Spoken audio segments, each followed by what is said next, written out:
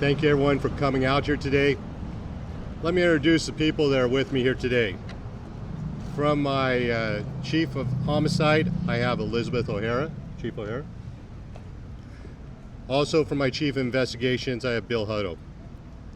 Joining us from the San Joaquin County San Joaquin County Board of Supervisors, I have Steve Dean, Supervisor Dean, and Supervisors Mario Gardea.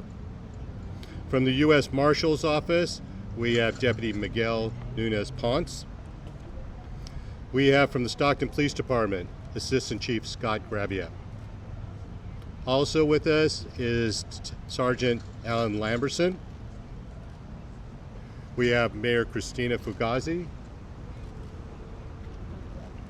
on her way. We have also Council Member Michelle Padilla. Also with us are Detective Cliff Johnson, District Attorney Investigators Misty Springmeyer, Wayne Miller, Ed Rodriguez. And we're also very fortunate to be joined with Joni Morrow, Donna Whitledge, and Monica Coronado. Thank you so much for coming today. Today we are here to share justice that has been 32 years in the making.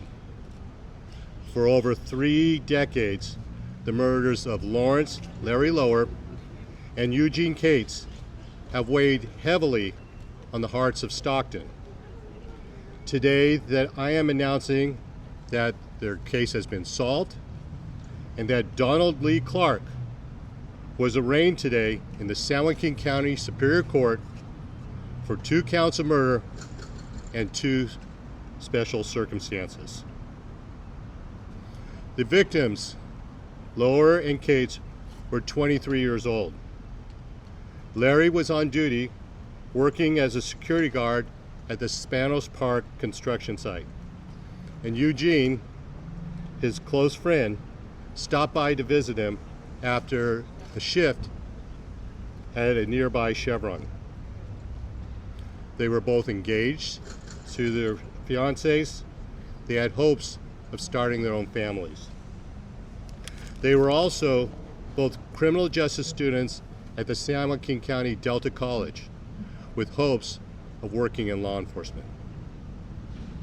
On the morning of May 23, 1994, Larry and Eugene were found murdered at the Spanos Park construction site. The case was investigated by the Stockton Police Department, but remained unsolved until this week.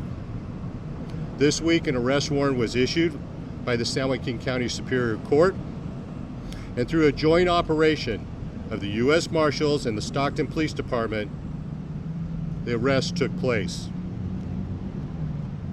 Because of the nature of this case and the multiple murders, the defendant is facing the death penalty and a maximum sentence of life without the possibility of parole. He is being held without bail in the San Joaquin County Jail. His next court date is June 1st. The result of this case and the solving it only happens because of a true multi-aging partnership and the individuals I want to recognize.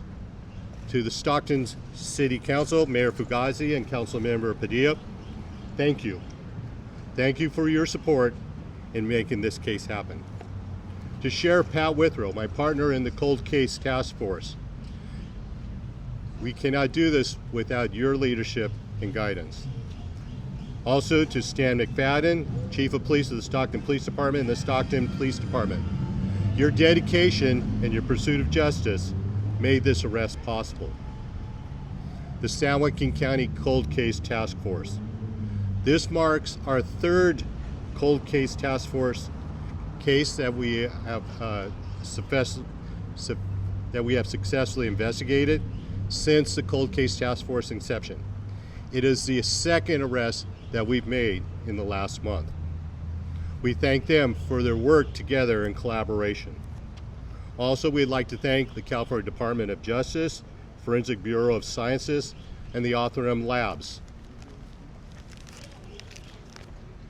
We also thank the U.S. Attorney's Office for their contributions and collaboration. and to my Board of Supervisors, Chairman Dhaliwal and the supervisors, for funding this very important task force, the Cold Case Task Force, for seeing its importance in bringing justice that is so long overdue. And we also like to recognize the insistence of two former supervisors and assembly members, Jack Seelock and Dean Andal, for their work in making sure that there is funding for the Cold Case Task Force investigations.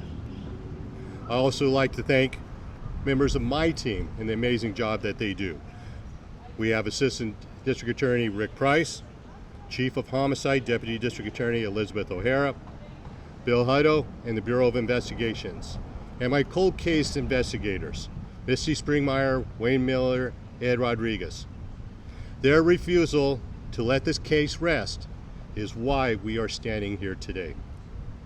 To the families of Eugene and Larry, we know that 32 years is an agonizing long time to wait for this day.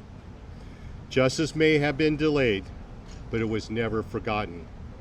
We hope today marks the beginning of the closure you have so long hoped for. This arrest also sends a clear message to all of our victims out there. We have not forgotten you. We are always fighting for you, and we will get justice. The arrest sends a clear message to those who think that time is on their side. San Joaquin County does not have an expiration date on justice. We will follow the evidence as long as it takes. We will find the truth. We will hold the violent accountable. Our commitment to victims never ends. Thank you. That's the end of our prepared statement. We'll take a few questions. How was the suspect identified? What evidence or how did you guys go about that? To preserve the integrity in the investigation and the prosecution, we cannot go into great detail as to that. We will let those facts be developed throughout the court proceedings and through the development of this. But we can say that there were breaks in new technology that came forward, and through the Cold Case Task Force, revisiting this case and working closely with our law enforcement partners to identify the defendant and make this day possible. Yes? What was Clark doing at the construction site? Was he a worker there, or? No, Clark had no connection with the construction site, and that made his identification more difficult. But through the investigation, we have solidly identified him as the person responsible for these murders. Any other questions? Yes. Did he know Lawrence or Eugene in any way, or? To the best of our knowledge, no. He had no connections with the construction site or either of the victims. He lived in Stockton, or lived in Stockton? Chief? I'm sorry. Clark, did he live in Stockton at the time? Yes. Yes. Anything else? Well, thank you all for coming out, and we appreciate you covering this very, very important story. Thank you.